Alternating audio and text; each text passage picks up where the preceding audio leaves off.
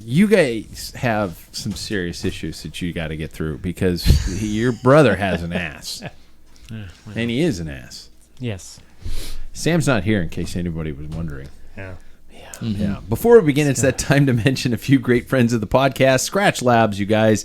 Great tasting, easy digesting, high-carb options for fueling your rides.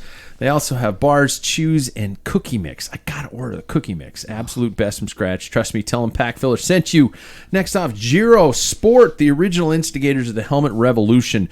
Great fit, great flow, and great style. Shoes, forget about it. The beautiful design, stiffness, fit, and lightweight of Giro shoes is unparalleled.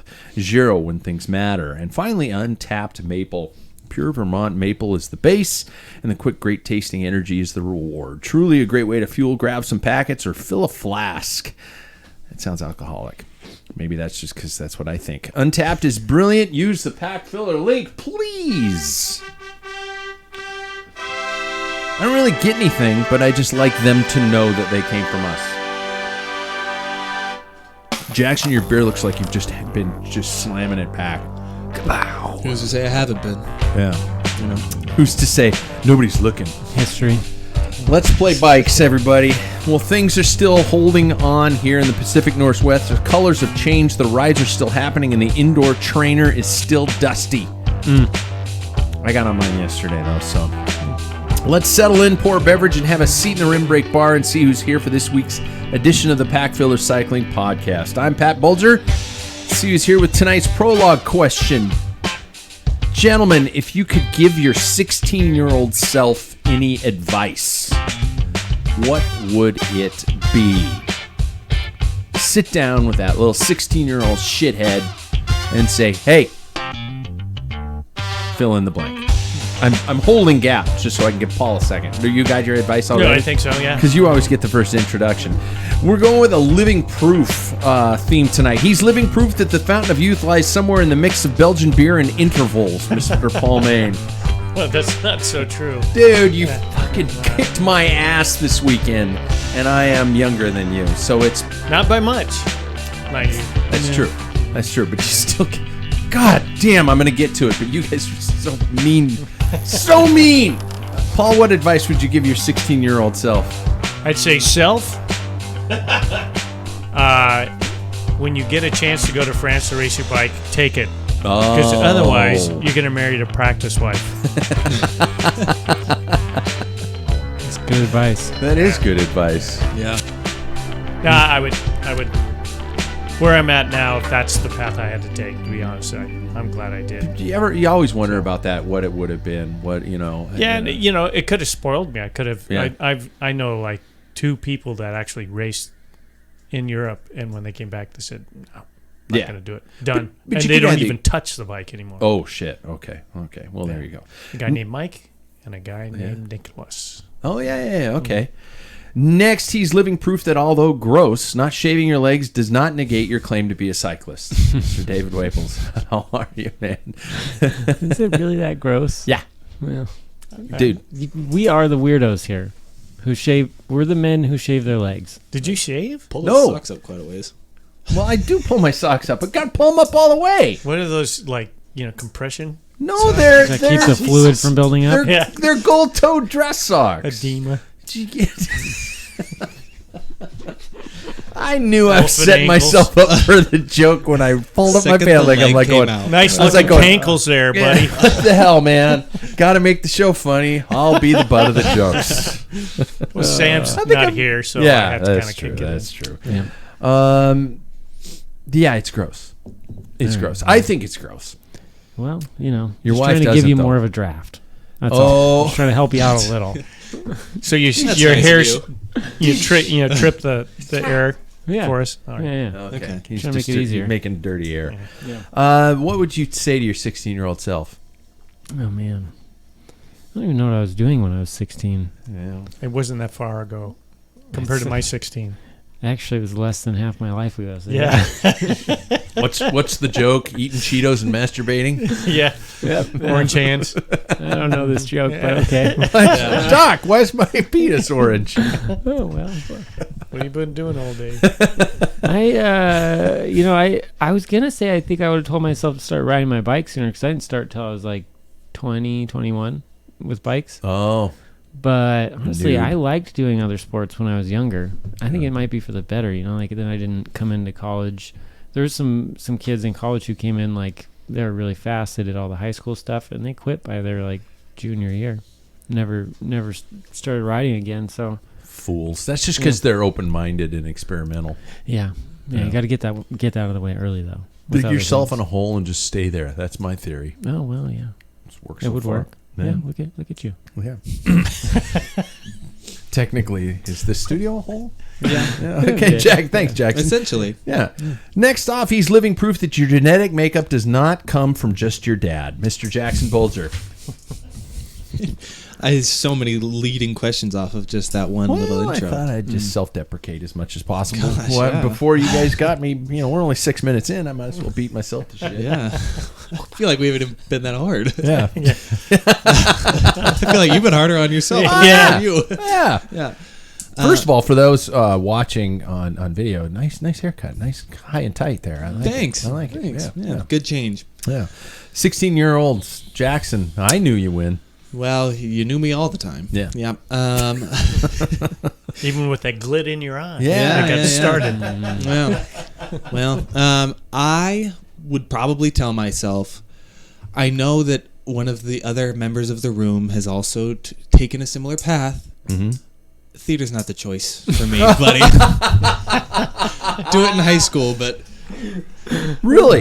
yes, yeah. I enjoyed the experience of what it was like to witness people that were like in love with a craft. Mm-hmm. But I think that after a while, I began to see like the image through all of the smoke. Sure. Does that make sense? No. Yeah. And it was just kind of like, I remember going to shows and being like, I don't get it anymore. Okay. I don't have that spark in me anymore. And so I think that now in the current career that I'm in, I kind of wish I took a little bit of a different path. Which would have been Education. education. Yeah. Really? Okay. Early childhood education. Yeah. That's interesting. Yeah. Mhm. I I can see what you say. Then I don't want to go too far into this because this isn't a podcast about being a theater Right. teacher. But I do remember in college very specifically that there was like the people who could not shut it off and they wanted the attention and it was constantly competitive. And so I just found a bunch of really goofy people who weren't even in the theater department and started creating stuff with them, sketch comedy and stuff like that, just because.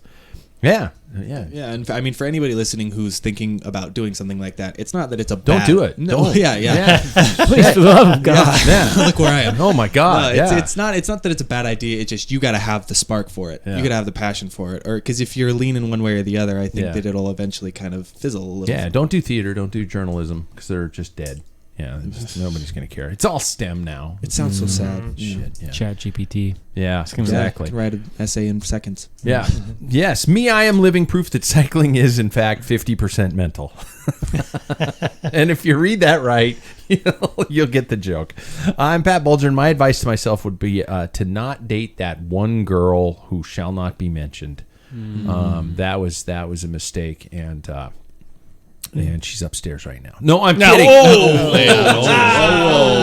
Honey, are you listening? No, I'm kidding. No, it was another one, and she, she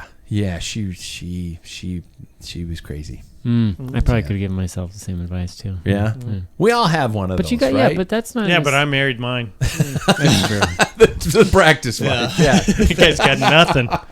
Ugh. Gentlemen, we all got a beautiful ride in on Saturday, and I want to know how your training is coming along. But first off, I wanted to ask, and this is what I talked about earlier in the intro, how you guys are all feeling fitness-wise right now. Where are you in comparison to your, quote, in-season, end quote? Paul's like, oh, I suck. I'm terrible. Well, yeah. You're I mean, gonna say it's like, Jesus. could we if I put myself now into a race, even a Tuesday night, I would not be, or Thursday night was this week. Oh, right, but, Yeah. I'd be Really? suffering. Yeah. David? I don't feel good anymore. I mean, like, This is a guy who just came off 2 weeks ago winning the cyclocross series. over like Yeah. a professional. Well, I don't know if he's a professional mountain biker and cyclocrosser. Fast dude. I don't know. Yeah. yeah, I don't know. It doesn't feel. I'm looking down and seeing some good numbers, but it doesn't feel good. Really? Like I feel heavy in the legs while I'm doing it. It doesn't feel easy right now, and I think it's just the getting tired going into winter. Okay. So, all right. Jackson? I feel pretty good. I don't know. I do feel good. I think that there are better numbers than I was happy with. I think that pre-crash, I'm feeling even better than I was then. I think Paul, you mentioned all the time cramming for a test. I feel like that's what it was early season last year, and then I just kind of rode that out a little bit. But post-crash, I feel way better than I did when we were in Montana. So yeah. I PR'd 9 segments on that ride we went on Saturday. And you guys got a KOM. And we wish I could have been there. Yeah. David, you were there. Yeah. And you just didn't In spirit, charge your computer. And we KOM'd like a 10-mile stretch. Wasn't it that long? Yeah, I think so. Part of which, and this is funny, you guys were saying your legs felt heavy. I stopped for a couple seconds. Dude, I swear to God, I thought my brakes were rubbing because prior to that, what I I was just said. you Yeah. guys. I hear you saying it. I was looking at him. He thinks his brakes are rubbing. I was just going, why do I suck so bad today? You guys were just dusting me on that gravel section. I'm just going, what is wrong? It's gravel. That's where you just smash it. I You was ride at smashing. 90%. If you don't Yeah. smash it, it'll smash your taint. Yeah, That's pretty true. So the harder you push, the less it pushes on your taint. yeah. Yeah. My taint had nothing to do with it. Well, Taint, no taint. It was seriously, you guys dropped me, and then I stopped in that section, and I did. I got off my bike, I just spun the rear wheel. I'm like, fuck, it's not my brakes. And so I just got on and, quoting Sam, told myself to stop being such a little bitch, and then I pedaled harder. And we flew on that section, and that's why I'm like going, these guys are KOMing stuff right now, and being nice to Pat. And you guys are still saying you're that far away from fitness. We had And a I good hate you for tailwind it. on that. That helped. Yeah, Yeah. I will say it's interesting riding a gravel section on a road bike because you think the entire time you're like, you got to be in the draft. And I found that it was almost better for me to be outside Find of your your line. draft. So you Yeah. see the road. Yeah. Yeah. How do you guys consciously go for rides to challenge KOMs? No. No. Do you have any that you were like, okay, this is a stretch that I really want to, I know I'm close on this one or something like that? You don't chase them at all. No. I think there's times where if the condition's right, I don't usually do it on a group ride, but if it's me riding and I know that, there's a segment, then I'll try and see where I'm at. I'm not getting any KOMs unless I'm with somebody anymore. Yeah. But, most of my KOMs in the early days were solo rides. I mean, they were just riding. I wasn't, segment searching. But nowadays, it's got to be, and everybody does it now. Yeah. I mean, my KOMs are wiped out, and all you have to look at the reader board, and you look at their date, and they're all riding together, and they're like, Yeah. Yeah. So I still want Hatch. That's the only one I like. I won't climb that's. Hatch. I think Pat Up or has down? that, doesn't he? Who? Pat. Yeah, I think so. Mhm. Yeah, Not this up. Pat. Not No. this Yeah, Pat. okay. I know who Pat. Yeah. Yeah. Pat O. Yeah. Mhm. Yep. I had it a while back. That's the only one that, for some reason, I haven't gone back to do it though because it's a terrible road to ride now. That's one of those roads that has Yeah. become so populated from housing areas down there that you just don't want to ride Do it anymore. in The the shoulder morning. disappears too. Oh yeah, there's no shoulder. Yeah, you'd Yeah. have to do it at the right time of day and then, right wind and all that. Mhm. Because the people that are at the top. How about this? How How fast? yeah? How often do you guys PR? Do you guys hit PRs? I think that every time that I ride in a group, I usually get one. Yeah. Yeah, I find that the group of us always push each other on some sort of Yeah. segment, but when it's alone, I never get a PR. Really? Rarely. I always try, but I think that's partially because like you tend to ride your rides the same way, and so sure. you know, like you do a river loop and you go hard at certain points. Yeah. But now you ride with somebody else and they go hard at different points, and so all of a sudden they force you to PR somewhere where you would have been going soft. Yeah. But yeah, when you just ride your ride the same way, it's hard to get a PR anymore. Yeah. Never thought about it that way. Do you guys consider it a motivational tool or a genuine training tool, or is it just something to screw around with? Segment? Yeah. I personally have like certain loops or certain sections where I'm just watching me tumble down my fit. I mean, just from age. Yeah. So I know I've maximized where I'm going anaerobic, and it's like I'm like 30 seconds slower than I was in 2012. So, yeah. That's about the only time, but I don't go out there, you know. You're no Phil Guyman. No. Yeah. No. I think some of them, like Mount Spokane, I always, you know, if I can get a PR on Mount Spokane, I feel pretty good. Yeah. Those days are gone for me. Yeah. I don't really use it for a training tool. Really? I have a couple that I put into my Wahoo. Your driveway? Yeah.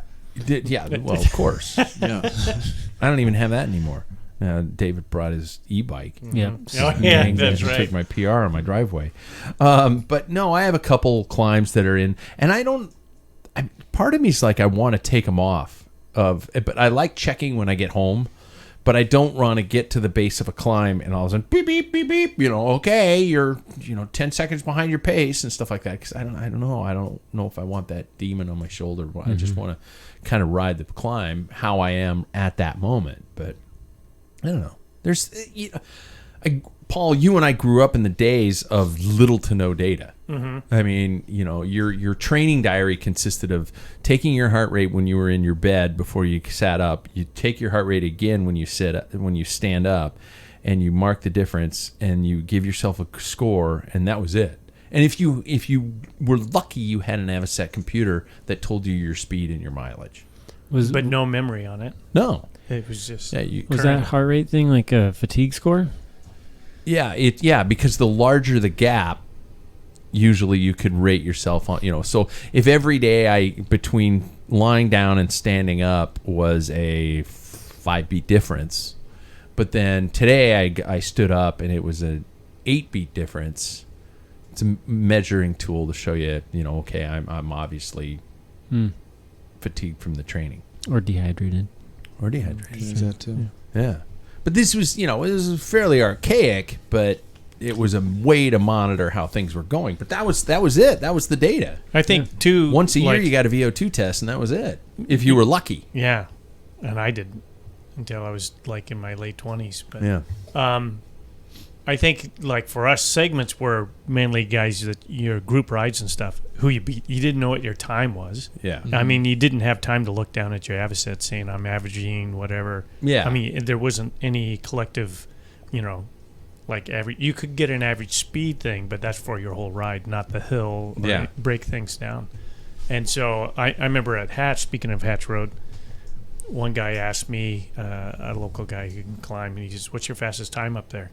I don't even carry a watch. I don't carry an Avocet. I don't have anything. I don't know. Yeah. All I have to do is beat the guy that's in front of me. That's what I was. That's how I was, trained. Yeah. So backtrack. How'd your training week go, you guys? How's the last 7 days been on the bike? I've been kind of in and out of like little colds, as I think I mentioned a couple of weeks ago. Children. I know. Well, I got sick a lot last year, and now I think my immune system's like, okay, we can actually fight colds now. So I think I'm just riding like little like sinus, kind of that type of thing. Yeah. But so I've been trying to stick to 3 days, but it gets difficult with that added fatigue of a cold. Mm-hmm. But I've been kind of teetering between 2 and 3, mostly indoor, which has been great.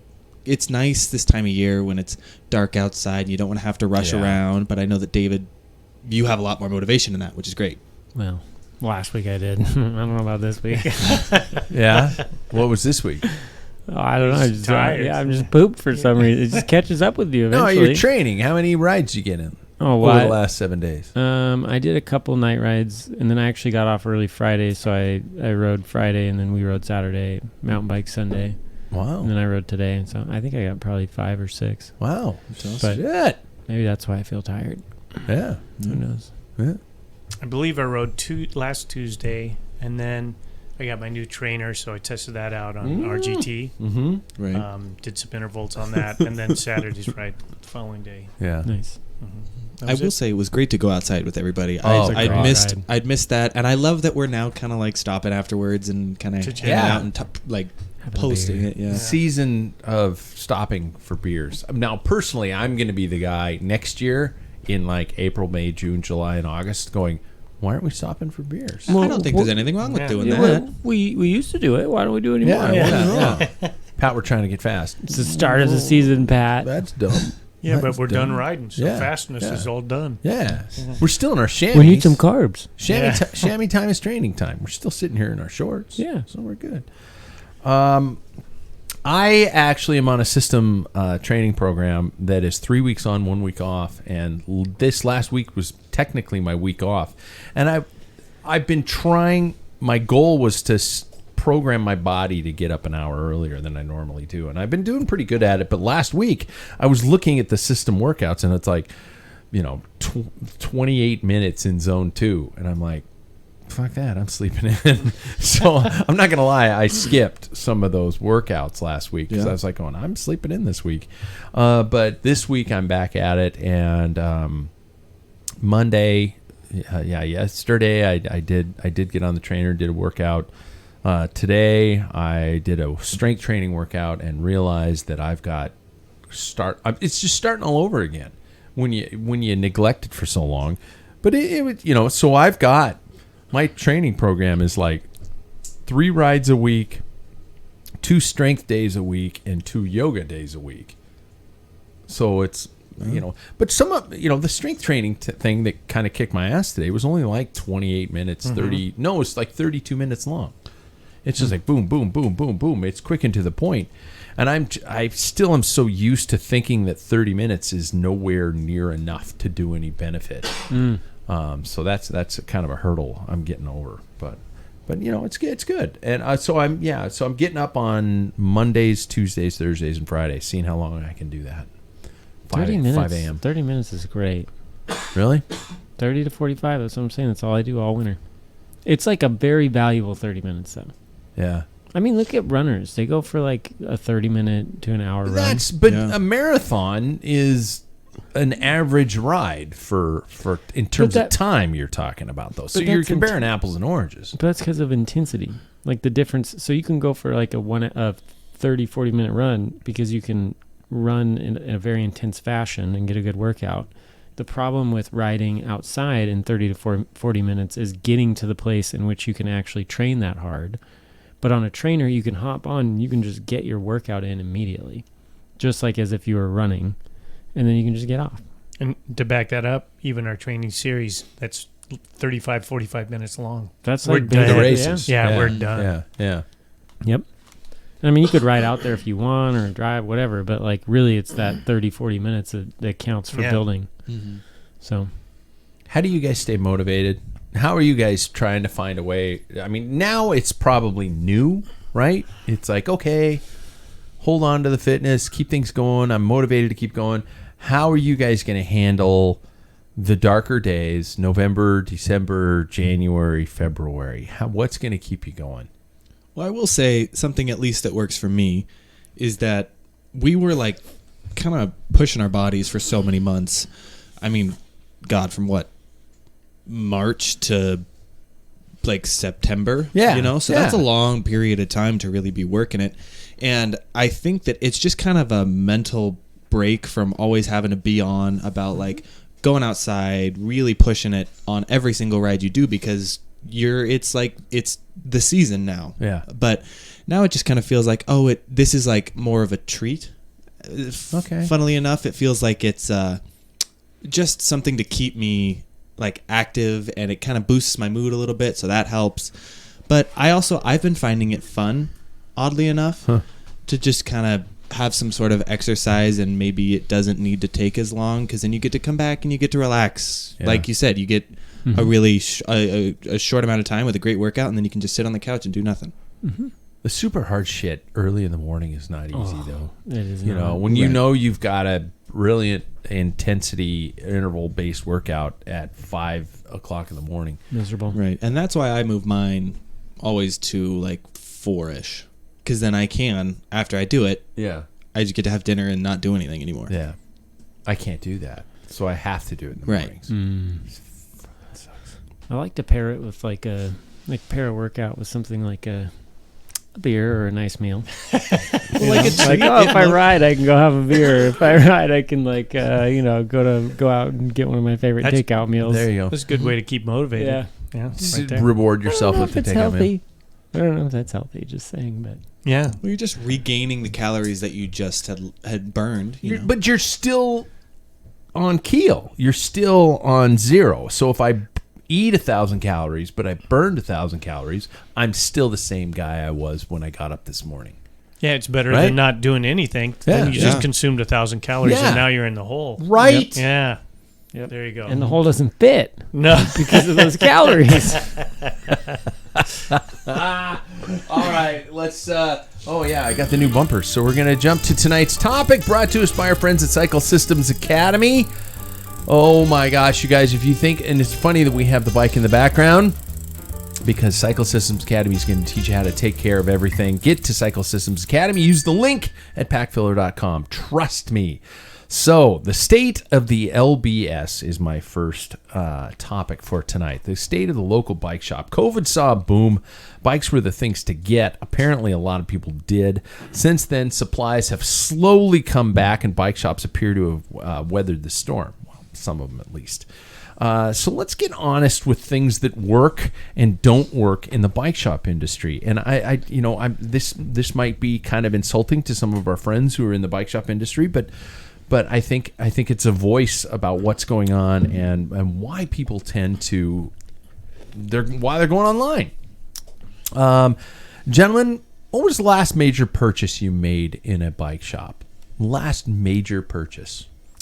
I purchased my wheels, There you go. which was a pretty hefty purchase Sure. from one of our local Your bike Reynolds shops. wheels. Yeah. You can plug them.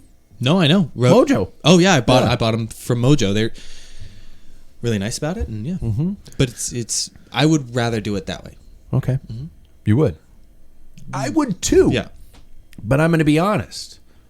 I'm finding, I really want to support the local bike shop, but sometimes it's, the allure of the ease, and it shows up at my front door. Yep. And Especially if you know what you want. yeah. I knew I wanted a new Prevail, S-Works Prevail, because I know that helmet works well for me. I'd been planning to buy one. We had a trip coming up. It was like 2 weeks from the trip. I was like, I want this helmet. It was for that bike packing trip to the San Juans. And I'm looking on Backcountry. I'm looking at the local bike shop. It's the same price. I was like, well, I'll just get it from the local bike shop since I'm not in a hurry. I've got 2 weeks. Yeah. And I put an online order in on the bike shop because they didn't carry it, unfortunately. They didn't have any in stock. And I was like, 2 weeks should be plenty. It was supposed to come in a week. And I was pretty dang frustrated when 2 weeks rolled around. I'm leaving for my trip, and it's still in transit somewhere. Yeah.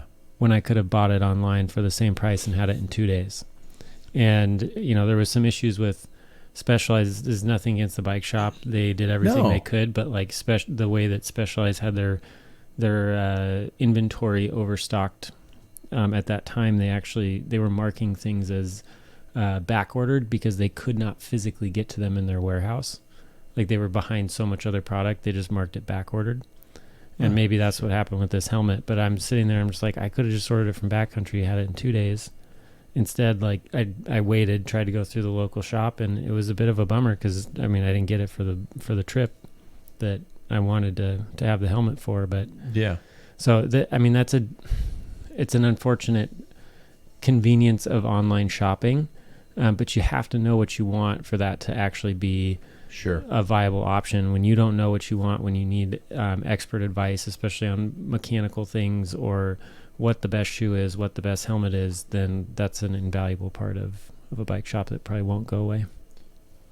Paul, what'd you buy from a bike shop recently? A seat post for my. You were scrambling to get that whole thing ready. Even online was trying hard, and I used a local bike shop. You know, I mean, they have access to. Did they have it in stock? No, and that comes to like part of the problem with owning a bike shop. Working at a bike shop, used to back in the 80s and 90s, you had it in stock, and it was pretty simple. And now the complexity of just putting together that Cervelo, there's no way a bike shop can have everything that I need for that particular bike. Yeah. And to stock all that, there's no way. You sent that retailer magazine, article and stuff. And I'm thinking, and here's an incident when mail order became big before the internet. There's a local guy came in to the bike shop I was working at. We were a high-end bike shop. And the hardest thing to get people fit for is a saddle. How do you tell them you don't know what it is? And so talk to him. I spent a lot of time. And margins, if you understand margins, those type of products are very, very small. So what's tied up in when you sell, your profit goes into me selling it, the taxes and the labor that's all involved with that's thrown in there. So you get a small piece of the pie. In order to make, with low margins, in order to make a lot of money, you had to sell lots of them, which means you're going to have a lot in stock. And if it's not what people want or the new product, like nowadays, every year there's something new is hot. Yeah. And you're sitting on a bunch of turds. I got a case full of seat posts backstage, back in the storeroom that nobody wants anymore because it's the wrong color. Yeah. Yeah. So in this case with the particular seat, flight saddles were the rage. Sure. And then I was talking about them. We finally got one in. It was for another customer on a custom bike. I had him look at it, blah, blah, blah. I probably spent maybe 5 hours in like within a month. He would come in periodically and look at it. And then I never saw him. And a saddle. It's just a saddle. But back then it was expensive because saddles used to only be about $45, $50. Yeah. You started getting titanium railed stuff. Flights were like $150, $160, and people were like, "Are you kidding? No, that's a cheap saddle." Yeah. Like, I'd be like, "Give me that now." Yeah, exactly. Yeah. So anyway, but that's like one of those things. A rock on a stick. Now, use your thumb. Yeah. But he came in on his mail order bike that he bought after we talked about componentry and stuff. He bought everything online. And he wanted it tuned up because it came from the factory. And I looked, and there's a brand new saddle, flight saddle. We got $0 and about 5 hours of my labor tied in. There's no way you can make money on that.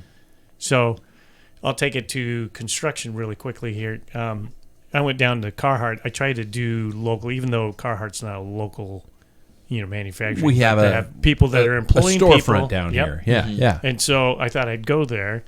And I have an unusual size. I have long legs and, a skinny waist for my longer legs. And they're like, well, we just have a few of those, but you can go online. You can go right here. And I'm like, that's why I'm here. I could have done this from my living room. Yeah, and it frustrated me. But in order for it to be profitable, they have to hit mainstream, normal, everyday use stuff. And then you can order, they can't stock it because it'll sit on the shelves for oddballs like me. So, and I think bike shops are the same thing. Every bike has 2 to 3 different colors. Then you have sizes, and then bikes are the worst thing for a bike shop to have to make money. Well, and that's what there's a social media group that forwarded this article from the bicycle retailer recently about the fact that that many bike shops are straying away from what they call the big four. Manufacturers, Trek, Specialized, Giant, and this group called the Pawn Group, which is Cannondale, Santa Cruz, Cervelo, things like that. I don't know all the brands within that group. And the fact that they're straying away, shops are straying away from that because of the fact that these larger companies tend to make bike shops maintain a specific amount of inventory. So if I got a Cannondale dealership, I have to buy 30 bikes or something like that. And these guys are going, I have a 1,000 square foot shop. I have a very tight budget. I don't have, what's going to happen, like you said, Paul, when the new color comes out and I don't have that on my floor. You tell me I got to buy 40 new bikes in order to have them in that color. It just doesn't make financial sense. And and then you think about it when you go into your local shops. I don't know about you the listener where things are, but I'll go into a shop and let's say I'm shopping for a helmet or shoes or a kit. I can't tell you the last time I bought any of that from an LBS because they just don't carry it anymore. And for good reason. Yeah. And it's just a bizarre business model because the shop's business now is almost entirely based upon service.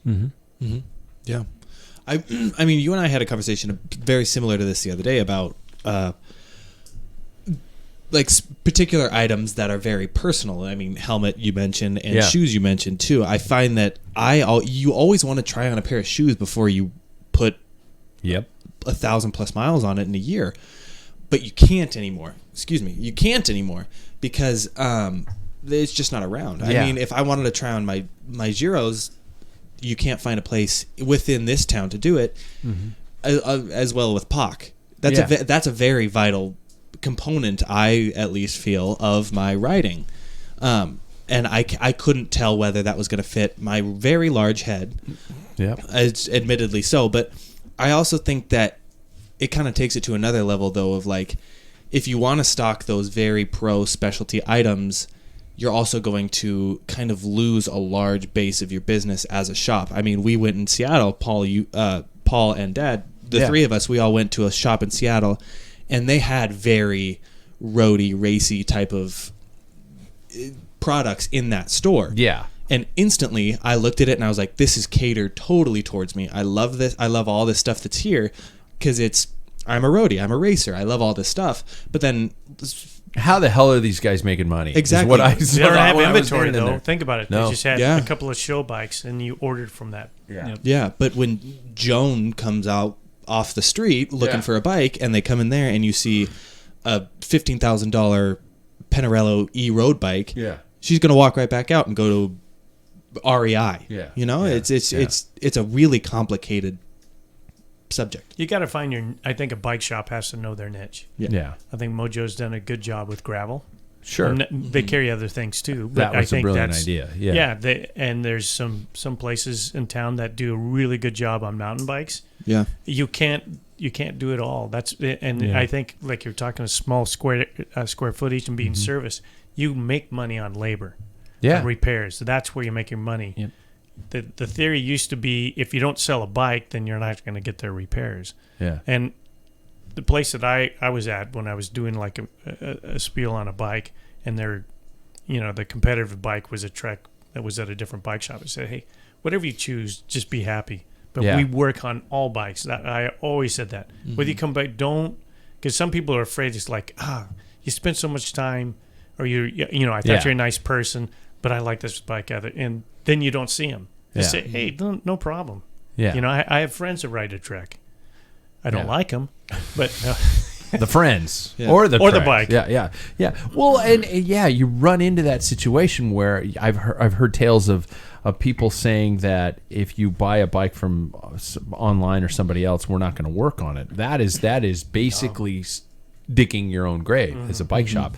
Where a lot of these shops are saying, hey, order online, ship it to us. Sure. We'll charge you for assembly. We'll have it ready to go. We'll dial it in, and we'll give you a service, for the first 5 years, kind of a guarantee or something like, not 5 years, 1 year.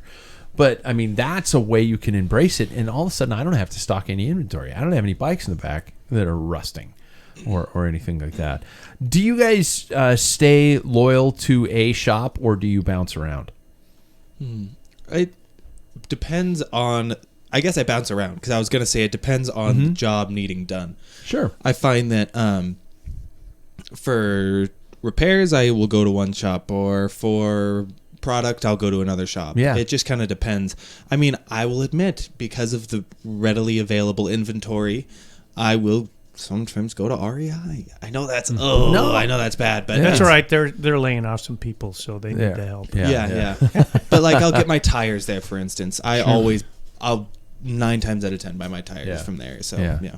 You guys bounce around, or are you low? I'm pretty low. I'm very loyal. I try and stay loyal as much as possible. But in a pinch, I'll go to another bike shop. But usually there's. Where do you usually go? Mojo's. Yeah, I end up just going to the one closest to my house because I just pick up little bits and pieces. Yeah, it depends on what you're shopping for. You know, like if I need a tube, I'm going to go to the close one. But if I need a set of wheels, I'm going to go to another one. Or if I need something like that, Between Sam and, like, he does the things I can't do for service, so I haven't. To be honest, I've never dropped my bike off at a shop because it takes too long to get it back, and then you don't have your bike. Yeah. So it's Sam and I just knock it out in one day or something. So I just go for little bits and pieces, and so I just go to the closest shop. Yeah. You ever been talked down to by a shop employee? Oh yes. I think I definitely have. The second though that I mention like a very, very particular word, then it kind of clicks in for the other person. So like if you call it bar tape rather than like the handlebar wrap, instantly they're like, oh, okay. I feel like you have to break that initial wall down of the store employee to really get them to understand, like, oh, okay, you understand what's going on a little here. There are shops that I know the employees and I don't get talked down to, but there are shops I'll go into today that still treat me like I'm an idiot. And I understand a lot of the bike shop stigma that gets there. It's almost like record stores back in the 80s and stuff like that. You know, everybody was cool, worked at the bike shop. I mean, at the record store. And it's like, sometimes it's like the employees there are really knowledgeable in what they do, but they really don't understand necessarily sales and customer service. And I think that's something about the LBS that sometimes really kind of drives me crazy, because it's like going, well, you know, it depends on what you want to do and blah, blah, blah, blah. And I'm like going, dude, I just want a fucking tube. You know, let me go get. Can I help you find something? Yeah, I want a tube. Well, what size? I'm like, just point me to the fucking tubes. I know where I'm going, you know, or something like that. Or, you know, I might ask something about, I don't know, you know, pressures or something like that. And then they just get into this huge spiel. And I've heard of people, you know, there are a lot of people there, a lot of stories online of people going in there, especially women going into bike shops. And they're like, oh, shrink it and pink it. I'm going to take you over here to the cool, pretty pink bike because you're a girl. And it's like, don't do that. You know, and so I think that is sometimes you know, a downside of what they're running into, and you know, what would you change? And also the allure of bike shops themselves. We've talked ad nauseum on this show about what could get you to go to a shop on a consistent basis. And we've talked about, you know, the beer and the wine and the coffee and all that kind of stuff. That's a huge investment for a bike shop owner who's barely trying to make it going by changing flat tires for Billy down the street. What some shops are leading rides. Some shops are, you know, you're having to reinvent how you get people in the door. Have you guys heard of anything that works or something like that would even attract you to go to a shop on a regular basis? I used to just go when they had the pretty bikes in the window. They never have the pretty bikes in the window anymore. Because people smash and grab. Yeah, there's too many smash and grabs. But I used to just go look at the bikes and be like, whoa, someday I'll have one of those. Yeah. Maybe. I mean, this is something that I've thought about for a lot. I think that it's definitely a different time to have any sort of business. You know, you can't just open store and be like, okay, that's it. Come on in. Where are the people? You can't do that anymore. You have to cater to so many different avenues. I mean, social media is, a starting point. I think that that's a place to just kind of get a message out. But then I think that a lot of our local shops, particularly, I think Mojo does a really good job with this. But community engagement, I think, is like a huge part of what a local bike shop needs. They need to build a community of their own bike shop, almost a culture. Yeah. So to say, like is a word that I think of. Because I think if you don't do that, then nobody's going to suggest your shop. Because if you go in and you meet the people that are leading the rides that work at said shop, and you're like, wow, they're really cool, go to them. They're going to be really nice. They'll help you through it on everything. And I find that a lot of the time going into a bike shop, I look at it as a collaboration moment. And I think when you meet people that are willing to collaborate with you on what you want from that experience, I think that's what keeps someone going back to the shop. Not the person that's going to talk down to you and tell you that you need to shrink it and pink it. And when I go to a shop, for example, if I go to REI, I don't want a guy who's an expert in carabiners, telling me how to do something different, on my bike just because he happened to be in that area. I worked in the ski industry for a long time, and I remember I'd be accidentally in the snowboard room, and somebody'd ask me a question, and I would pull shit out of my ass making stuff up, and the snowboard guy'd come over to me and go, "Shh, Pat, shut the fuck up, I got this," and I'm like, "Thank you, God," because I felt like an idiot. Paul, you worked in a shop for a long time. Was this even thought of, the fact that creating this social dynamic, that creating this community was ever going to be a part of the equation? You just opened the doors and let people come in, right? That's what the owner of that business, that's how he wanted it. He didn't want music. He didn't want distraction. It was kind of stale.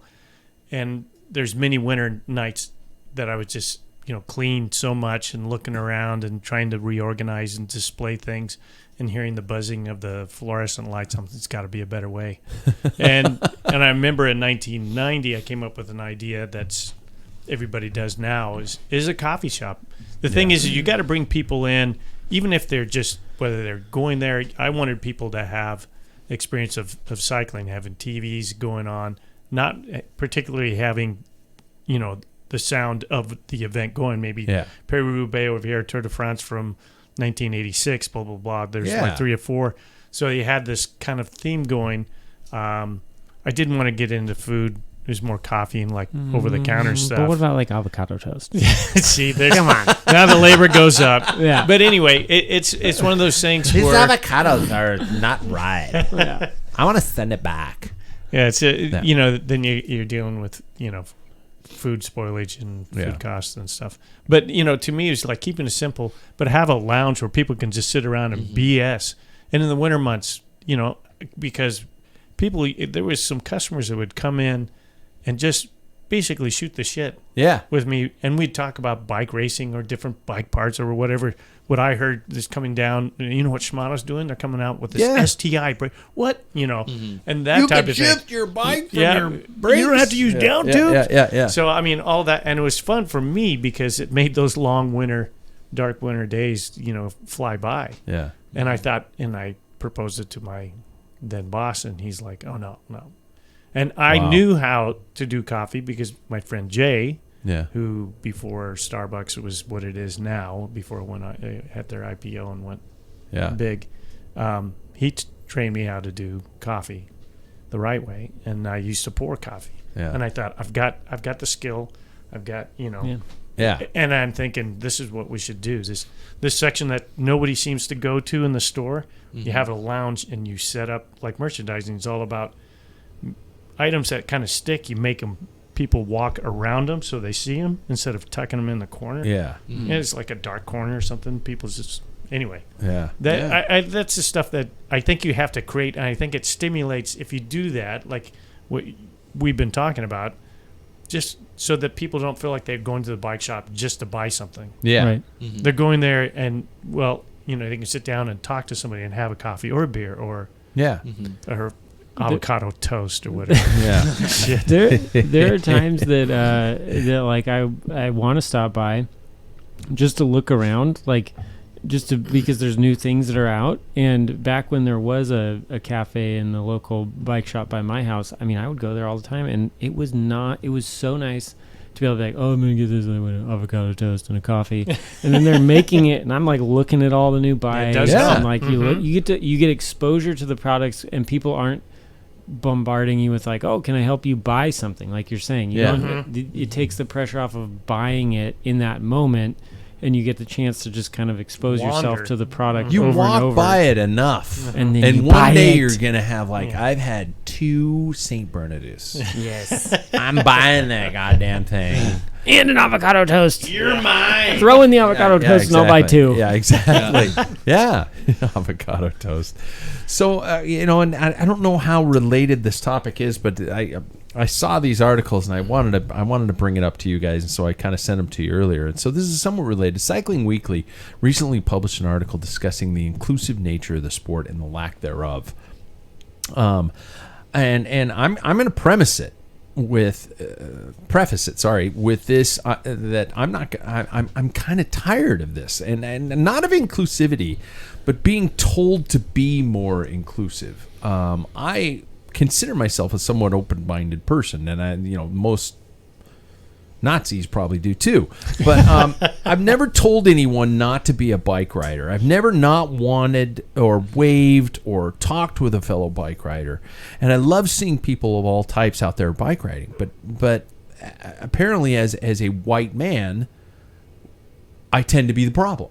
And this article kind of alluded to that. I'm drawing conclusions, but there are moments where cycling definitely needs more people of more diversity, absolutely. But I don't know if yes, I host a podcast and I should talk about these types of things, and that's why we're doing this. But I don't know if it should be severely resting upon the shoulders of the guys who've been bike racing for a long time, because they're the guys who've been racing for a long time, if that makes any sense. So what are your guys' thoughts, just to start off, your thoughts on cycling and inclusivity? Is there a problem? Paul nodded. Yeah. Mm-hmm. Yeah. I mean, of course. It's one of those sports that's, very male-centric, like a good portion of other sports in this world, or at least the attention is given towards the male side of the sport, for sure. Do you say that through the advertising, the marketing, any other specific all of elements? it? Okay, all of it, really, because guys who are riding looking like this. Yeah, exactly. Yeah, scrunching their face up. Yeah. There's that. We had a recent pretty hefty blunder when it comes to the UCI and not willing to put the effort in to give us TV coverage of a women's race. Yeah. And I think that we're at that point now where nothing's realistically going to change without the change in power. If we're really thinking about it, unless there's some sort of diversity change within that governing body, it's just it's all gonna stay the same. I think that when you look around, what are the women's fields like at local races? Terrible. Mm-hmm. Yeah, exactly. Yeah. It's because it's all. Do women come out? Yeah, right. Well, no. Exactly. Yeah. It's because it's all catered towards men. You see advertisements of races. What do the images look like? When you don't see people that look like you, are you really going to be keyed in to race that type of event? Probably not. Yeah. I will throw this out a little bit on the defense of promoters, at least locally. There is many, many times where women have like the same prize list, and less entry fee to encourage that. Mm-hmm. I'm sure their advertisements probably like shows a guy raising his hands for victory, as opposed to a woman. But I don't know if that would. For me, getting into the sport, I think all of us, first time you pull up to your first group ride, you're thinking, I look like a total dick. Yeah. I stand out. Mm-hmm. I'm still wearing my underwear underneath my shorts or something. It's tough to crack. It really is. And even as easy it is as a white male, I'm sure it's way tougher for them. But I think where you were going is that as a white male, I don't think I should direct or try and figure out how to solve this problem. Yeah. I think it needs to be a collective of people of diversity. I'll be more than glad to do whatever I can to help you, but I need you to direct it. Yeah. Because all I'm going to do is do what I know, and it's a white male's thing to do. Yeah. You know what I mean? So, and that's how I feel, and it's unfortunate, but just get together. You guys want to know this is how we do it, and you may have to tweak it instead of shrink it and pink it. Yeah. Like, that's probably why those bikes come around. Right. Yeah. Is because they got some, that's now girls like pink. Yeah. Right. So Well, let's do girly colors. Yeah. Let's yeah. get Although my wife women in loves the pink position. bikes. My wife does love pink bikes. Yeah. Yeah. Yeah, it's kind of one of those things where it's like we as white male individuals can support, but then giving the room for those individuals to voice their own opinions and feelings about it all, I think is as Paul, is what you said, kind of the most important part. Because hearing those voices is what we need more than hearing the same voice. Yeah. And we've had moments of diversity movements. For sure. The Williams brothers, for example, and Legion, and what they created, and the inspiration they created from that. And I think we were talking on our ride about, and I'm scared bringing them up because I'm going to suddenly get bashed online, that they have done some amazing things, but recently they've kind of tarnished that with their childish attitudes, and that's too bad. But I'm not saying that African American and multicultural cycling is resting on their shoulders. There are other examples, and when in reaction to this same article, there were writers from the 1980s who said, "Hey, easy, we experienced a lot of racing with a lot of multicultural riders, even back as far back in the 80s. We're not fighting this. There's not some sort of a backlash, about this. Good God, we want people to show up at bike races. We want big fields. We want all these types of dynamics." Can I add on that? I can't remember his name, but he was at one time involved with Zwift, and he's black, and he was in LA and used to get in trouble, and in order to get out of trouble, I wish I could remember his story. It was a great story he's telling me about. He had to, I don't know if it's court or his parents told him he had to do something that kept him active. And he got into track racing down in LA. Wow. And he actually hid his shoes and his kit away from his friends because he was embarrassed. Yeah. So that's the kind of diversity they have to do with, not only with the white dominated male sport that we're in, but also sometimes in their own culture. And so that's something that I can't contribute to.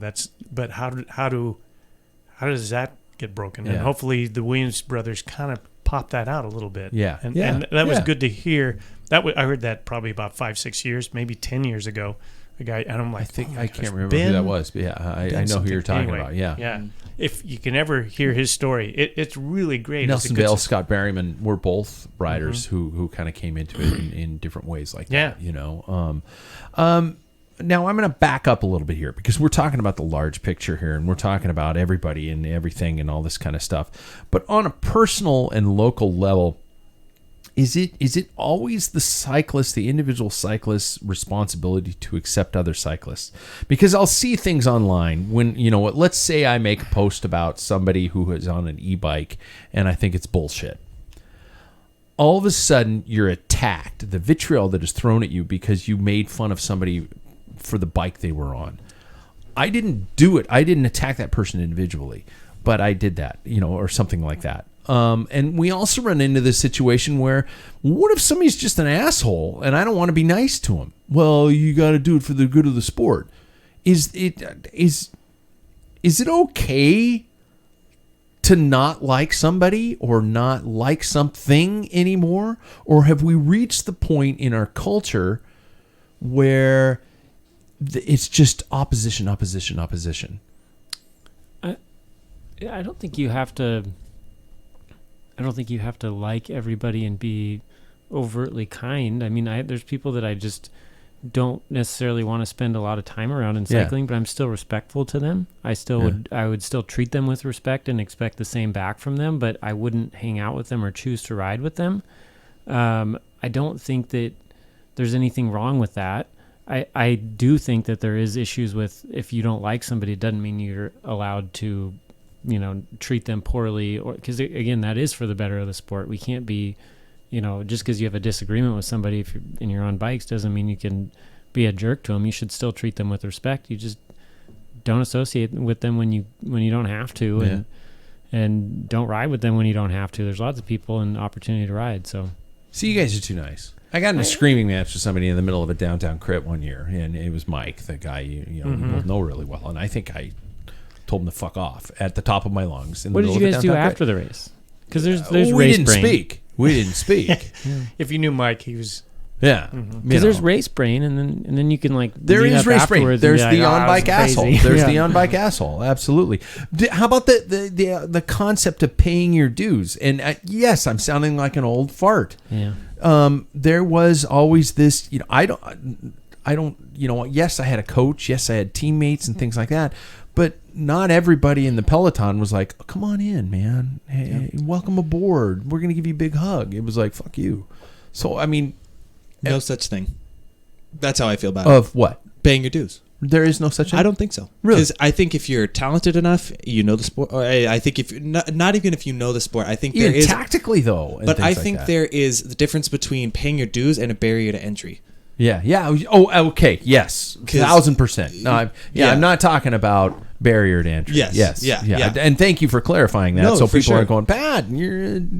Yeah. No, I think not that being inclusive. No, yeah, exactly. I think that if you're talented enough, you know what you're doing out there, and you're stronger than the other person. There shouldn't be any such thing as paying your dues. Just because I'm 24 and some guy's 36 racing against me, I don't have to give him the right of way. That's not how this works. That's not how life works. This isn't medicine. Yeah. Well, but realistically, what I mean. Everybody's stepping on everybody else to get what they need. So why should, because you've opened your eyes earlier than I did, means that you deserve it more than I do. Right. Can you tell that I have a chip on my shoulder because of this? Yeah. I just think it's so annoying when people say I've been on this earth longer than you, so I deserve it more. That's stupid. Yeah. If you've respect earned, your elders, goddammit. But if you've earned it, you've got to that point where you rightfully should have that specific thing, then it's yours. And that's been a dynamic shift. I keep thinking of the pro peloton, and I'm looking at Paul, because there was this time when there was the hierarchy in the peloton, and I'm not saying it's that way locally. Jesus, no. Well, I think we experienced it even locally. If you were new into like when I signed up for the training races and stuff, I didn't know what I was doing, to be honest with you, and you heard about it. Yeah, you were in the wrong place, or your line was wrong, or you made a quick little move, and you hear "hold your line," that type of stuff. Yeah. So that's part of, I think, that's earning your stripes, not so much anything else. You have to be open to criticism when you're a beginner, and once you start following, and I think it happens too. I think racing, even in different regions, I notice the way things are raced are differently. And so as soon as you find, okay, this is how it's done, then you don't have to give away to the 36-year-old when you're 24. It's like, no, I just saw you do this. I'm not giving up my position. Yeah. And that's local racing. That's fine. But you don't just get to chop them in a corner. You're going to hear it. Yeah, that's very different. Yeah. But you mentioned the words open to criticism. Are we culturally unable to accept criticism? Yes. Is it without claiming it's mansplaining or down talking, or I just talked about a bike shop, being down talked to in a bike shop, so I'm not saying that we live in a perfect world, but are we more hypersensitive to it, or are we able to offer open criticism and say, hey, what you did there was dangerous, it was wrong, you shouldn't do that, or are people going to get just hurt and leave the sport and say you weren't accepting to me being new to the sport? I think there's a time and a place for it all. That's the hard part, though, is because nobody's going to ever have the time or the place for it. And sometimes with certain individuals, that's how it is, I think that some people you can look at and be like, hey, like, that might not have been great. But I also think that it's a level on which the person. I can't just come up to a stranger and say, hey, you did a stupid thing in that race. Because who the hell do I, or what right do I have to go up to that random person and just say, I know better than you? You do if they almost knocked you out of not going to work on Monday. But who's to say that they don't already know that? Yeah. It's tough. I think it is. I think especially and that flashes back this year. There's a well-known Cat 2 rider, and I'm friends with his dad who went to Gravel Worlds. We know who he is. Sam's right. He's not here. No, we can talk about Dan. Him. No, I'm kidding. I'm joking. But anyway, in the crit, he shot a gap, which I probably would have shot it too. Yeah. And he overlapped my wheel. He just kind of misjudged a little bit. I didn't say anything till afterwards, or I think it might have been even when we're on the bike. And he's like really apologizing. Yeah. And I'm thinking, I don't know how many times you got to understand that all of us are going to make a dumbass move at some point, even in a race. 1,000%. I will before tomorrow morning. And you got to keep that in your mind when you're giving somebody criticism, as opposed to what the fuck, you just about took me down. We were taking a whole pack, and you've never done that. Yeah. So that's what I think. That's the attitude that needs to change in bike racing, and that's where people are like, But the attitude that also you think I want to take the whole pack out. Yeah. The attitude that has changed though is the ability of somebody to come up to you and say, "I'm so sorry, man. Are you okay? I fucked up." Yep. Yeah. Nobody's willing to say that. Well, he did. Yeah. Yeah. I mean, and that's, I'm saying culturally, everybody's right. Yeah. Just look at their online profile. Everybody's right all the time. And nobody's willing to. You can't talk to anybody these days. And I know I'm sounding like an old guy, and just deal with it. You can't talk to anybody these days about anything, and nobody's going to walk away from you going, "God, you were right. I'm sorry. Man, you changed my entire perspective." Mm-hmm. From the political spectrum all the way down to Peter Sagan's career. It's just it's cut deep, didn't it? Yeah. It just blows me away that there's never that humility, that empathy, the ability to walk up and say, Paul, I cut across your wheel, man. So sorry for doing that. Mm-hmm. Am I overreacting? I think you're right. I think that starting when I feel like when I started cycling, in 2012, 2013, whatever. Yeah. People were, by the time they were like halfway through their 10 Cat 5 races, they were professionals. Yeah. They knew everything there was. They were 2 sprint wins away from a pro contract. Yes. And unfortunately, there was that mentality of I'm always right. You were in my way, that sort of thing. And what you're talking about, that's an outstanding situation because you have an outstanding human who responded appropriately. But yeah, typically you call somebody out and they immediately go on the defensive. Yeah. And no, you shouldn't have been there. You should have held your line, whatever. And it's unfortunately that is, I think, part of the culture because of what you just mentioned with all of the other dynamics in the world right now. People are instantly professional. They are instantly experienced after 5 Cat 5 races. And they have a support group online of 10 people who agree with everything they say. Yeah. And we don't have any opposition. We don't have anybody who says, well, I hate to tell you this, but... This is the importance of the local legend, okay? Yeah. I'm just saying, don't take your roles lightly here. Yeah. Because there was a guy when I was in college who was 60 years old. He was a fudging legend. He was still a Cat 1 and would beat a lot of young Cat 1s. And he would come up to you in a race and just be like, what the fuck are you doing? That was the dumbest thing. And everybody would just look at him and be like, yeah, you're right. Because he was a freaking legend. Yeah. And when he told you to stop doing something, you stopped. Yeah. But Patron. But you need that figure to tell you that. It can't be some random guy you just met in a race who's going to be like, you did this wrong. You don't know anything about him, but your local legend comes up to you and they tell you, you're like, oh, all right, well. Yeah. I don't know how I would take if an older guy came up to me and said that. I don't know if I would take it in. Yeah. Because... Fuck you, old man. Well, okay, boomer. Yeah. Whatever, boomer. Well, because I'm the type of person that is very aware of my own mistakes to a point in which that I beat myself up. Not everybody's like that, though. A lot of people take criticism in different ways. For years, I was told that I was worthless when I was playing soccer. And no, it was not my own father. But phew, I'm glad we got that cleared up. Yeah. That hardens a person for sure. And so that kind of helped me take it a little bit better. But I think that I do agree with the fact that a lot of people now, they can't take a lot of criticism because they haven't had coaches tell them they're worthless, and nobody should have to go through that if we're being really honest about it. But I will say on the flip side of things, do you though?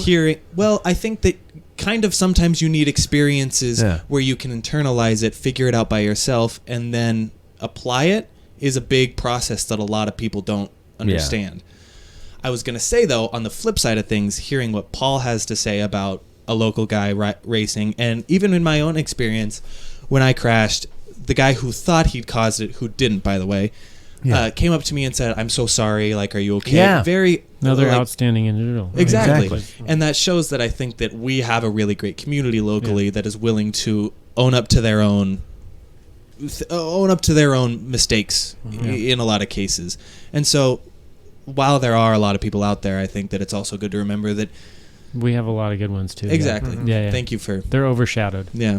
Unfortunately. But that's you're the right. case, though. The squeaky wheel gets the grease. And I think we run into a lot of that where, and the squeaky wheels also shut down races. The squeaky wheels are the ones who go online and complain. The squeaky wheels are the ones who demand certain elements for the sport. And, and I don't know, there's so many angry people, and it just, it's hard. It's hard being a well-oiled ball bearing. Yeah, right? Hard being a ceramics breed. Yeah. Bearing. Never stops turning. Oversized pulley. Yeah. That's a weight joke for me. I'm an oversized pulley. No. Giggity. All right. Well, I don't think we solved any problems, but it was a good conversation. Let's switch to time to ask Dr. David. Oh, should I give you the bumper? I'll give you the bumper. It's time to ask Dr. David. This week, it's about the cramps, not that band, but the actual ones. If you've ridden yourself into exhaustion, you've likely experienced them. Even Tadej Pogacar had a round of cramping at Lombardy. I don't know if you guys saw that, where he's slamming his fist into his thighs. Some of us even experience them at random times of the day and night, which I could not imagine having the night cramps. Does My anybody wife. have- Does she? Yeah, I get those All too. the time. Really? All the time. I remember once we finished a winter ride and CP was sitting in the back of my car, and all of a sudden out of nowhere he just started beating the shit out of the inside of my car because he was having a leg cramp. He's like, "Oh God!" He's just slamming his fist at the side of my. I'm like, "Dude, that's a window." It was a brand new 4Runner, and man, he was just freaking. I had never seen that happen, but you not cramp? Yeah, you don't cramp. At certain times I do. In rides. You don't cramp afterwards? No. Wow. I've cramped maybe once. Yeah. So I have. You genetic freaks. Do we get our little input? Well, before hold you on. just Yeah, talk? hold on. Some of us. So there are several home remedies and products out there that claim to alleviate the dreaded cramp. So what we're going to do is we're going to talk about cramps. We're going to see what you do to prevent or even alleviate them at the time when they're happening, and then we're going to see what we get from Dr. David. So Paul, you had something. So Yeah, because I will get them afterwards probably more so than I do on a ride. I'll get them on the ride also. But my wife doesn't matter what. Middle of the night. Like all the time, especially as a nurse, because I think some of her timetable is thrown out. But I listened to this guy on cramps, and they really, according to this one doctor, and he'll fill us in too, they really don't know why. But it was interesting that people of German descent have a worse problem. CP's last name ends in Schmidt. Yeah, and my wife is over 50% German. Wow, yeah. And her grandmother So that range. and her aunt and like all her side of the family. I don't know if her mom might get a little bit. Wow. But her side of the family in Germany all have massive problems with it. Really? So, Wow. I think Sam and I have quite a bit of German, and we both cramp pretty bad. Yeah. It's from being so tense all the time. That's right. So, I am going to get the cramps. Did you say so handsome? Some being so tense. Oh, and handsome too. Yeah. And handsome. Yeah. And handsome. Absolutely stunning. Jackson, you said you've had one or two? In my life, I've had a foot one, which those suck. Yeah, That yeah. one My wife sucks. gets them. What? Yeah, that's the worst one. But Toes bend and Yeah. Oh. Yeah, exactly. But other than that, I mean, I cramped one time when I did RCA3 a couple of years ago, but that was it. You didn't in BWR? Never cramped in BWR. It's because I threw it all up afterwards. Yeah. So I get them probably due to dehydration situations in long events. Leadville, I had some calves. My calves both went at different times and things like that. I've heard of pickle juice. I've heard of hot shots. I've heard of some people using like almost like a cinnamon and jalapeno to what try was and it distract that you your had brain. at Leadville? Remember somebody? That gave was you- the hot shot. Was it? And they were handing them up because my calf had gone maybe a mile earlier, and they're like, "Hey man, you getting cramps?" And the guy's handing out these bottles, these little vials. I mean, he could have been handing out methamphetamine, and I probably would have taken it and just gone, "Whatever." you probably would have drank won if it was meth. Yeah, I probably would have won. That would have helped. He Yeah. kept going. Yeah, Keegan Swenson's hair goes flying over. But and I took a shot of it, and it was like cinnamon, nutmeg, and jalapeno, and I just went.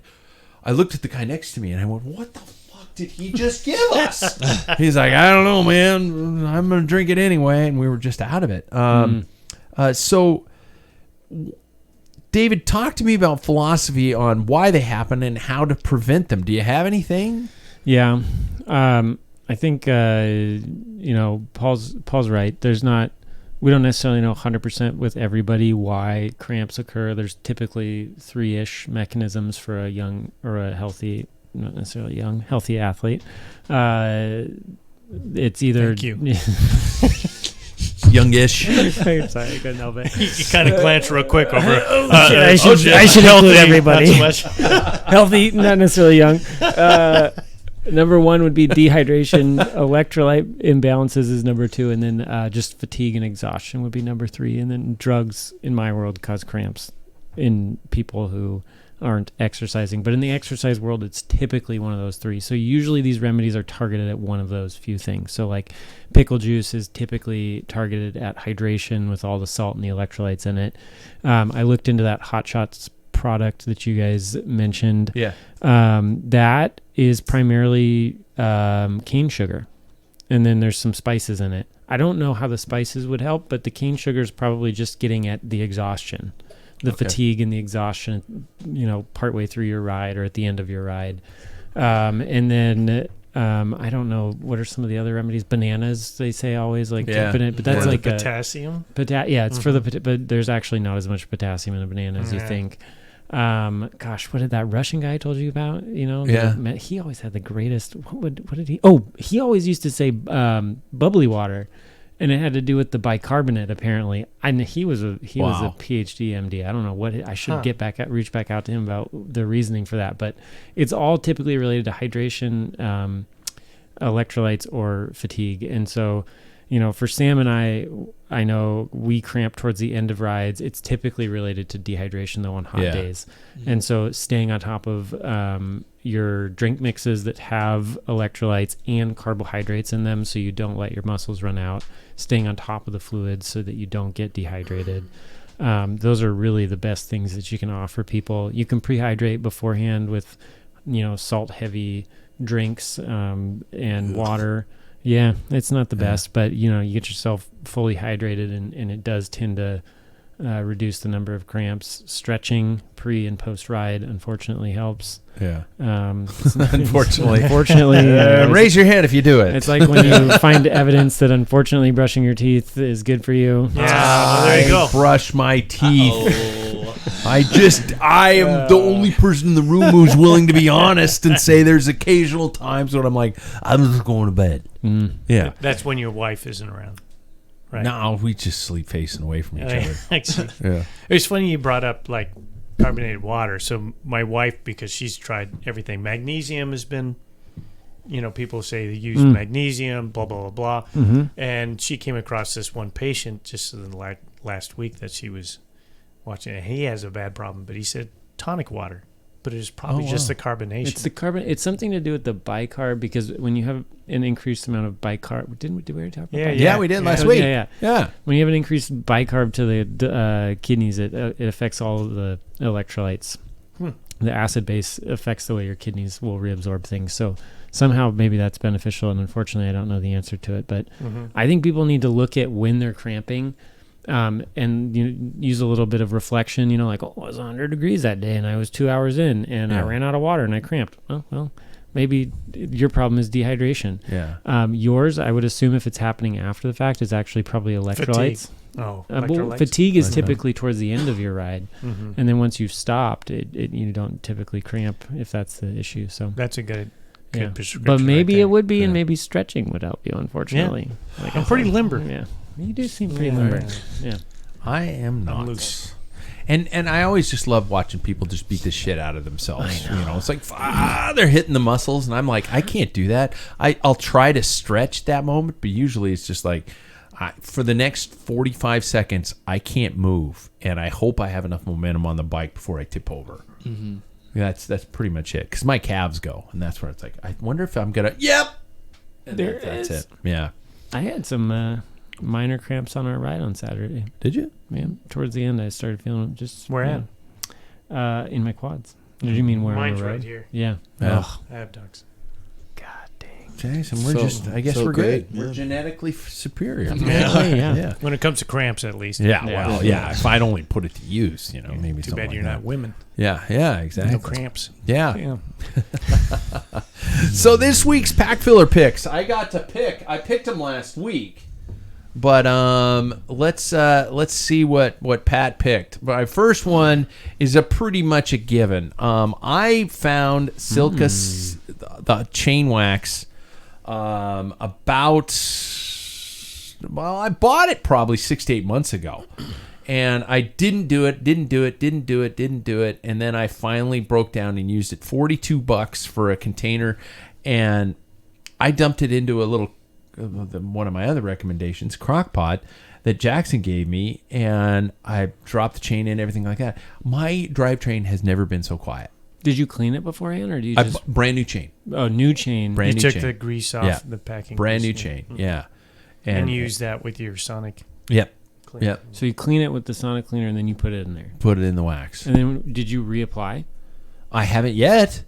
I've gone probably 60 days. On one application? One yeah. And you don't do lube? Nope. Just wax. Just the wax. Is that normal? I think so. It depends on, usage. You can have it on for 60 days and not ride a bike. That's it's true. Last a long time. Oh. But I'm just saying.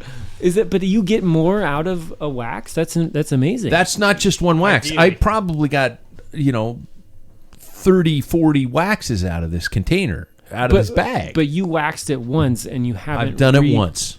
For multiple rides. Now, I haven't ridden in the rain on it yet, and I haven't done any of that stuff like that, but... The weight between oiling and waxing is that the process of waxing your chain is labor intensive. Sure. But it That's lasts the longer. thing. Yeah. Yeah. Wow. All right. So you get to make that choice, and you have to have more equipment. Yeah. Mm-hmm. These are all links on packfiller.com. So $42 for that container. I like the shit. It's good stuff. Oh. My next one is the thing to get you through. Oh, there it is.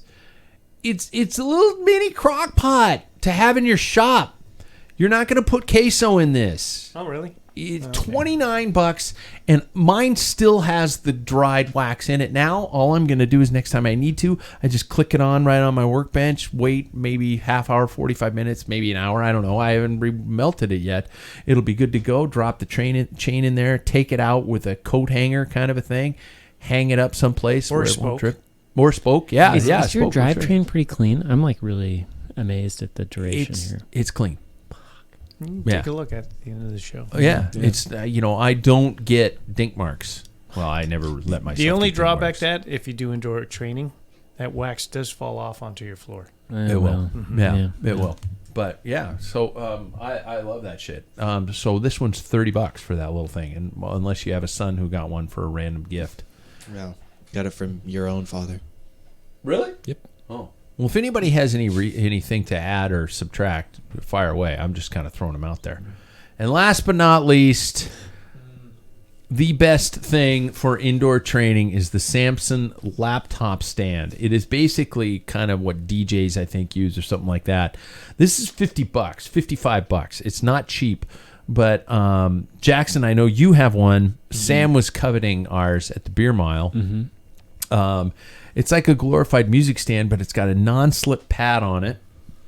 It holds your laptop. I put my TV remotes next to it, and nothing falls off, and all that kind of stuff. I can reach over and do all that kind of shit. And I don't know what you the have room for a beer. No, that goes in my Needs water a cup bottle. holder, okay. yeah. It goes in my water bottle. Really upgrade that. I could probably put one, mount one on the edge of it. But it's solid. It's a tripod base, and it is not going anywhere. Yeah, I like mine. The only thing that I find that's difficult about it is you really got to make sure that you tighten that screw that's holding the tilt Fore and of aft the platform. kind of a thing. Yeah. Because if you don't, I've had devices fall off. Luckily, none are broken, but Okay. you just got to make sure on that for sure. Yeah. But other than that, it's great to have. You can pack it up for someone who lives in an apartment. It's great. So yeah, Very cool. Yeah, and I don't know what the other ones from somebody who kind of mildly endorses this show is, but this is $55, and it, like I said, I bought them for us before COVID. it was my And they're not 20 going I anywhere. think it was my 21st birthday. Oh shit! Okay, so 3 yeah. years. Yeah, good shit. Yeah. Good shit. Recommended them highly. I'm going to start to swivel here soon because I don't You even have gotta to go pee. potty? Yeah, I don't know I what's do. going on.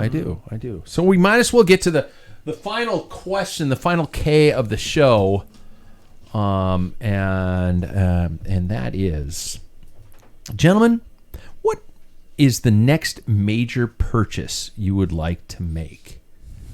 Gravel bike. Major purchase. David There goes David. immediately answered. Bam. Gravel Except bike. when I say gravel bike, I want a new cross bike that I will ride with all the other people doing gravel. You want but a I will- gravel bike that has race angles. Yeah. Yeah. Yeah, maybe a little Specialized. less. Yeah, a little less. Yeah. I don't need like 50 or 60, whatever they're going up to now with the tire size. 2.5, whatever it is. Yeah. So, gravel bike. Okay. Yeah, and new road shoes. Oh, that's two. I'm sorry I couldn't help it. I That's really okay. want to retail therapy this time of year. Which one's first? The bike or Probably the the shoes? shoes. Yeah, Yeah, you're probably. starting with the small stuff first. Paul? I would have to lean on shoes. Mine are 6, 7 years old. Yeah. It's starting to hurt my feet. Oh, shit. Mm. And they're not, God, remember when they weren't so expensive? Like I know. $400 or $500. That's my Bach. That's what Yeah. I'm like. "Ah." Yeah. Jackson?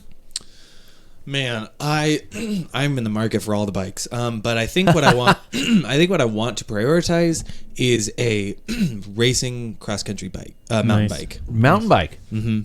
Yeah. For the 24-hour mountain bike race next year. Well, if I get a bike for free, I will.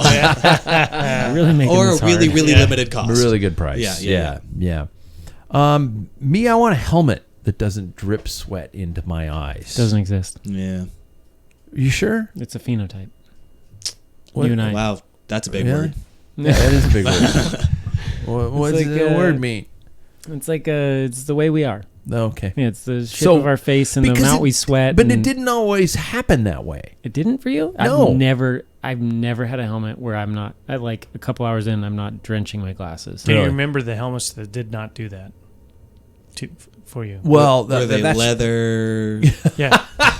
The Well, hairnet. yeah. That was, Was it back in funny the days because for when you so many- casket. Yeah. You know, the, I mean, yeah. I'll be honest. I rode, up until the revolution of helmet design. I rode a Brancali, which was, Oh, yeah. like a little plastic hockey helmet on your head. And then when Giro came along, I rode Giro all the way up until 3 years ago. And then I wore a POC. And my Giro was doing it too, so nothing against, great supporters of the show. It's just, and it's not something that has just happened in my later years in life. Although my nose has been running more in later years of my life, and I don't like that. I am farmer blowing like every mile nowadays, and I don't like that. But Welcome to old age. really? Now, but it just like happened in the last 2 months. I know. Is it just a switch? I guess. I don't know. We're just Son of a we're disintegrating. You and I. We are. We're just just melting. Everything's just. Maybe the the metabolism's down. Everything's drooping. brains are Falling. dripping out of my nose Yeah, as it's we terrible. proceed. Yeah. So, all right. Speaking of which, I was told to use this. It's our outro. Nice. See the static Lo-fi. in the background? Yeah, I like it. It's kind of mellow. Is it too mellow? No. It's pretty mellow. It's a good preview to I our like it. upcoming It's an beer mile outro. video. This is how you exit. You don't get people all jacked and it's like brick wall landing. Adios, bye. So that brings us to the end of the show. Thanks for everybody for listening. Be sure to subscribe to the show or our YouTube channel and drop us a review on your favorite podcasting provider. It costs you very little to do that, very little time in which to do that, but it helps us a boatload. So, this is really I mellow. like it. Yeah. I love it. I'm going to start the person who composes all this music is going to be a regular he's going to be on the Pack Filler site, so you can check him out and he'll compose music for you there. So Love it. You going to sleep, David? Yeah, I'm gonna sleep well. Thanks everybody. We'll catch you next week. Yeah. See ya.